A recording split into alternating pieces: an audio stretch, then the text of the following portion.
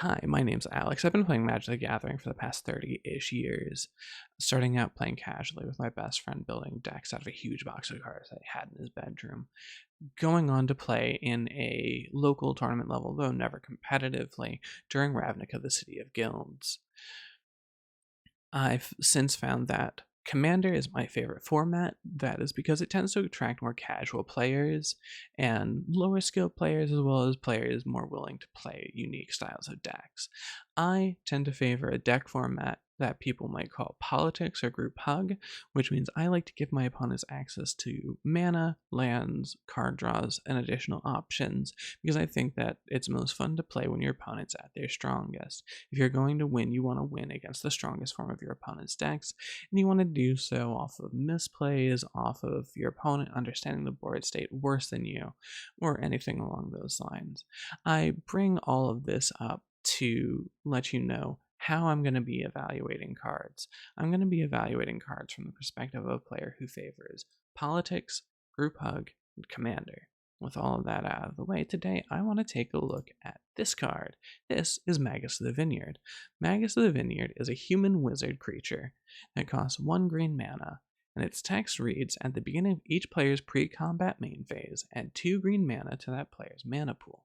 Now this is from the Future Sight set, and is actually, this is going to be a bit of a special episode because we're going to be taking a look at 2 cards. The card that it's based on as well, that being Eladamri's Vineyard. Eladamri's Vineyard is an enchantment from back during Tempest that also costs 1 green mana and has the exact same effect. At the beginning of each player's main phase, add 2 green mana to that player's mana pool. These are particularly good and fun, in my mind, group hug cards that make it so that every player gets access to additional mana. Now, up front, there is cost to these cards. Of course, it's going to cost you 1 card draw for each of them in order to be able to play it. And a second sort of hidden cost is that you're going to be the last player to get access to this card's benefit. It says at the beginning of each player's pre-combat main step. What this means is that every one of your opponents is going to get access to the 2 green mana before you. I'm going to play this card during my main phase, but I don't immediately get access to that 2 green mana. Instead, my first opponent, second opponent, third opponent, so on and so forth, you will get access to that 2 green mana before me. It also doesn't synergize very well with instants or sorceries, as you don't get access to that green mana either during your opponent's turn, so that can make this card seem very unappealing. However, what the metrics I gave you at the beginning are going to come into play here. This is a specifically group hug style card, or cards in this case, because the benefit of this is that your opponents are going to get stronger and stronger creatures,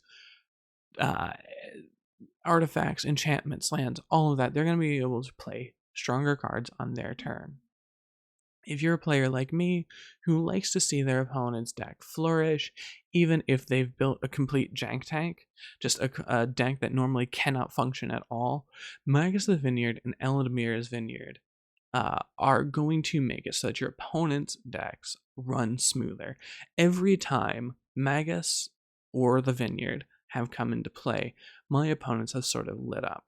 Now, Magus the Vineyard might look like a card that's particularly vulnerable, having a 1/1 body. However, the thing that gives Magus the Vineyard anything approaching evasion is that he is so advantageous to each of your opponents. Your opponents are going to not be very likely to target Magus the Vineyard because of his helpfulness. This can allow you to sort of buff him up and start attacking. Even if you bully an opponent with Magus of the Vineyard, they're not going to be very likely to try to take him out. If they think they can kill him, they might. But honestly, in my experience in the 10 games across 8 different players that I've faced, even if you do sort of try to bully people with Magus of the Vineyard, they're not going to be likely to try to block him because they want access to that free 2 mana. Mana is an incredibly valuable resource turn by turn, so yeah, Magus of the Vineyard, he doesn't necessarily have evasion, but he has pseudo evasion, I'd call it. He's a ton of fun to play. Eldmiri's Vineyard, Eldamri, I've said his name like 5 different ways during this talk, but is also particularly good. And these cards are just fun. They make it so that every play is a bit more wacky and a bit more interesting. If you're going to play a group hug or politics focused deck, what you want to do is you want to get these cards out early so that your opponents have their strongest plays on the field, and then you can slowly take removal or use your options to sort of counter their options. Players not used to someone playing Magus of the Vineyard or Eldmari's Vineyard will tend to overplay their hand, and so they become much more vulnerable to removal, they become much more vulnerable to board wipes or any form of control options, and it does make it so that your opponents will attack one another more frequently. And a fun effect of the Vineyard and its Magus is that it doesn't actually give you access to protection, but it means that as long as you're on the field, all of your opponents are going to be a bit stronger, so they're going to be a bit more averse to attacking you.